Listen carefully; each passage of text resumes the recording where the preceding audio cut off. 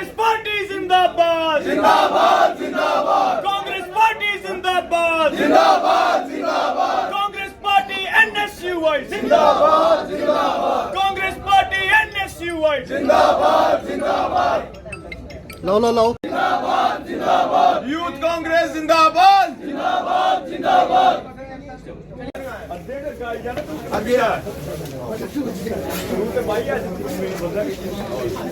आइयो आइयो सारे आइयो आइयो सारे आओ।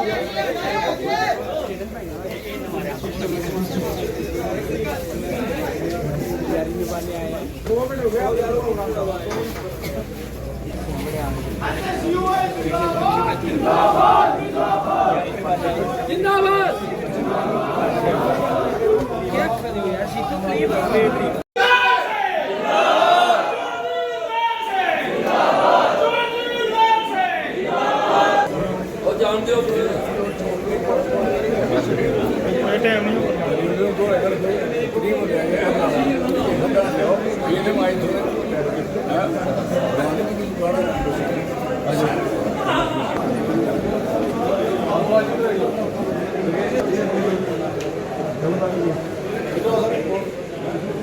की क्या चाल है। और जैसे कि राहुल गांधी जी ने धर्मेंद्र प्रधान जो ये कहते हैं कि मोदी सरकार को भी या तो उसे बर्खास्त किया जाए, या गांधी जी ने जो कोटा में जो छात्रों को हम डिस्प्ले करेंगे तो सभी साथी ना शांति के साथ मोबाइल बंद संबोधन था, हम वो संबोधन सुनेंगे। प्रोजेक्टर पे पहले उनकी स्पीच सुननी है, उस स्पीच से युवा कांग्रेस के साथी उस पर बात करेंगे।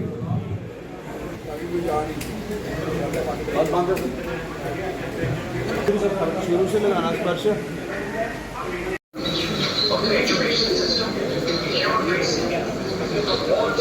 ये सब राहुल गांधी जी का जो बात है, जो उन्होंने संबोधन किया है, वो दिखाएंगे भी, और हमने ये एक मकसद बना लेना, युवाओं को अवेयर करेंगे कि एजुकेशन सिस्टम में आज क्या हो रहा है। इसी के साथ साथ आज मैं बाकी बात हमारे भाई ने कर दी है, मैं अपने जम्मू की बात करूंगा।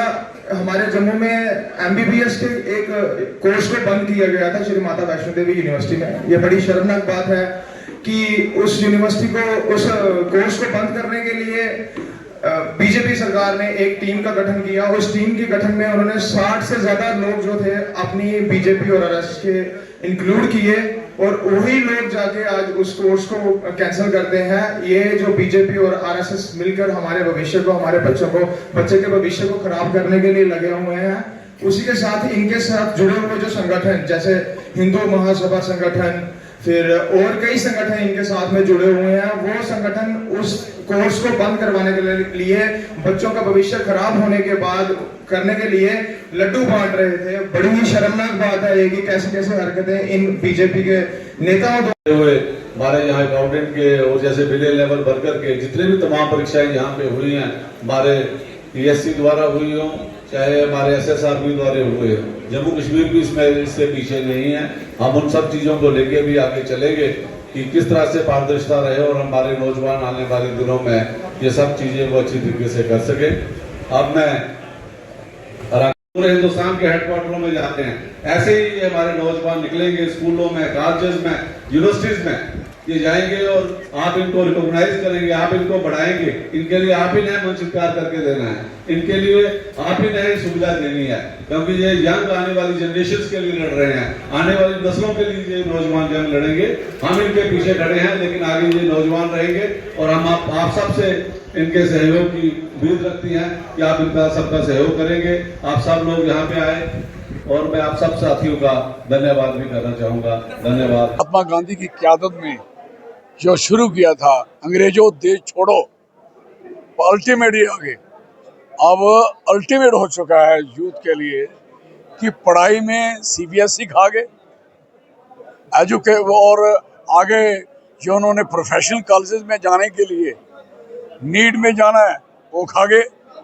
अब बच्चों के लिए बचा कुछ नहीं, और जो बच्चे इस देश में अपने तरीके से जो पढ़ के आगे गए हुए हैं उनको गवर्नमेंट आगे नहीं जाने दे रही।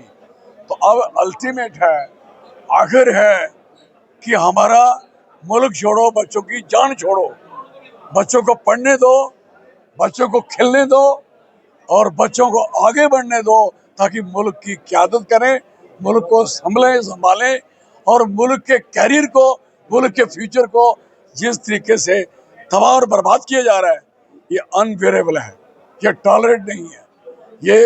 ये इस बात की मैं कहता हूँ कि कोई भी आदमी इस देश का, मुल्क का आम और खास आदमी इसके मुखालफत खड़ा है, खिलाफत कर रहा है, लेकिन हद है कि लोग रिप्रेजेंट कर रहे हैं अपनी, अगर अलग अलग इंस्टीट्यूशन के आगे अलग अलग जगह जाके, लेकिन इनके ऊपर कोई बात तक नहीं हो रही।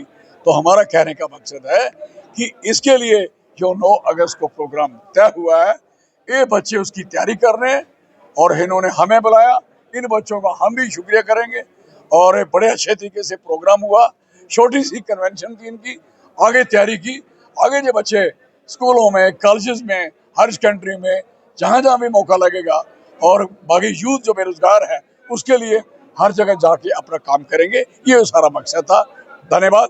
आज भी एक बच्चे ने महाराष्ट्र में जो है री एग्जाम को लेकर खुदकुशी की है, आपने बच्चों से अपील की है कि खुदकुशी ना करें और आगे बढ़ने की। देखो, मैं सीधे कहूंगा, खुदकुशी से बेहतर है कि इनके साथ 1 to 1 हो जाए।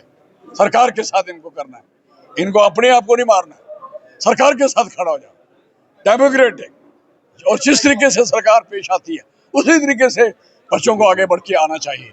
ये थोड़ा मतलब है घर में ही मर जाएं, खुदकुशी कर ले, तेरे माँ बाप ने क्या बिगाड़ा था तेरा, तू मर गया, अगले साल देता, नहीं देता, कम से जिंदा रहता, कोई कम से कम अगले हालात जो तेरे आने वाली जनरेशन, तेरे आने वाले जो छोटे भाइयों के साथ हो रहा है उसके लिए लड़ता, बजाय मरने के। मैं सबको यूथ को कहूँगा, डोंट डाई, मरना नहीं, जीना है, और जीने के लिए लड़ना है, और लड़ने के लिए इस देश को अच्छा बनाना है। इज वेरी क्लियर, कहीं गलती हो उसका मुकाबला करिए, डेमोक्रेटिक, अगर कोई अनडेमोक्रेटिक है उसके साथ उसी तरीके से निपटें। और एजुकेशन तो शुरू है। धन्यवाद। और क्या बोलना है? एजुकेशन मिनिस्टर के साथ साथ के आने वाले दिनों में प्रधानमंत्री का सलाह मांगे जाए, जिस तरह से उन्होंने बातें की थी, ये सारा कसूरी, ही इज द बेस, वो आज ठीक हो जाए। वो बेसिकली फॉरेन मिनिस्टर हैं, आकर विदेश मंत्री हैं, उनको विदेश से कोई वहां से बेल मिले तो आगे बच्चों के बारे में सोच पाए ना। अब बताइए, छोटे छोटे एग्जाम भी खा गए, नौकरियों के खा गए, कहाँ जाएंगे बच्चे यार? फिर द चिल्ड्रन विल गो। धन्यवाद। सोशल मीडिया में एक फोटो वायरल हो रहा है प्रधानमंत्री मोदी का पुराना, जो CIA के साथ मीटिंग थी, बड़ा पुराना फोटो भी शेयर हो रहा है, क्या देखते हैं अमेरिका की? देखो, मेरी बात सुनो, ये सारी दुनिया को पता है। अभी डोनाल्ड ट्रंप ने क्या क्या आलतू फालतू भी कह दिया, किलर तक कह दिया प्रधानमंत्री को, बड़ा अच्छा, लेकिन बहुत अच्छा किलर है, उसके ऊपर इल्जाम है। और मैं कह सकता हूँ ये CIA तय कर रही है हिंदुस्तान में किस बंदे को आगे बढ़ने देना, किसको नहीं बढ़ने देना, ये CIA कर रही है।